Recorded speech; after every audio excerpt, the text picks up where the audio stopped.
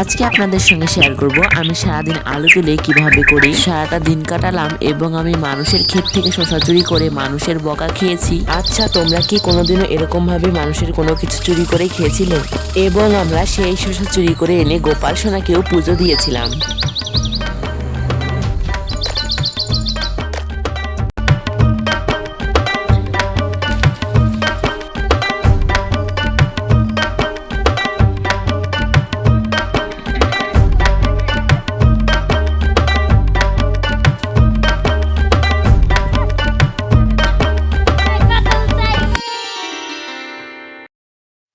যখন আমাদের জীবনে কোনো সুখ বা দুঃখ আসে তার জন্য আমরা কাউকে না কাউকে অবশ্যই দায়ী করে থাকি, তাই না? এই ব্যক্তি আমার সঙ্গে এরকম কাজ করেছে তাই আমার সঙ্গে এরকম হলো। ওই ব্যক্তি আজ যদি এরকমটা না করতো তাহলে আমি ওই স্থানে পৌঁছাতে পারতাম না। শ্রীকৃষ্ণ তিনি ভগবান, তার ভাগ্য তিনি বদলাতে পারেননি। আমরা তো কোথাকার কোন তুচ্ছ মানুষ, তাহলে আমাদের ভাগ্য কিভাবে আমরা বদলাবো, তাই না? ভালোবেসেছে রাধাকে কিন্তু তার বিয়ে করতে হয়েছে রুক্মিণীকে। হ্যালো গাইস, তোমরা সকলে কেমন আছো? আশা করি তোমরা সকলে খুব খুব খুব ভালো আছো।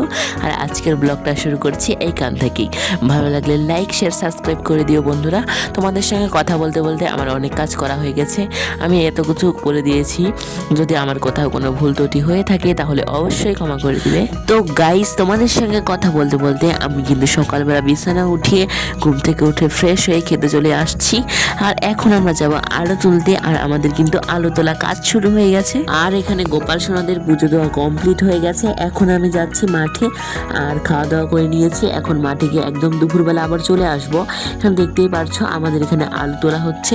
এখানে কিন্তু আমাদের আলুর ফলন কিন্তু খুবই ভালো হয়েছে, মানে বিঘা প্রতি 100 প্যাকেট প্রায় চলে আসছে, কিন্তু হচ্ছে গিয়ে আলুর দাম নেই, এটাই হচ্ছে প্রবলেম। আর তোমরা দেখতে পারছো দূর দূরান্ত এই লাল লাল ছোট ছোট প্যাকেট, ঠিক আছে, এগুলো কিন্তু আলুর বস্তা। আর এগুলো কিন্তু সারা মাঠটা জুড়ে আছে। এরকম ভাবেই সবাই কিন্তু আলুর ফসলটাই বেশি করে, ভুট্টা শসার থেকে।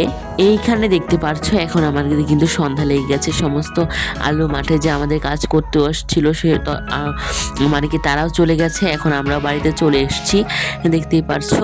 আর হচ্ছে গিয়ে বাড়িতে আসার পরে দেখছি খুব হাওয়া ছেড়েছে, দেখতেই পারছো গাছের পাতা সব পড়ে যাচ্ছে এদিক দিয়ে। এখন আমি চুপি চুপি চলে এসেছি শসা খেতে। ভাবছি যে গোপাল সোনাদের জন্য তো খাওয়ার কিছু নেই।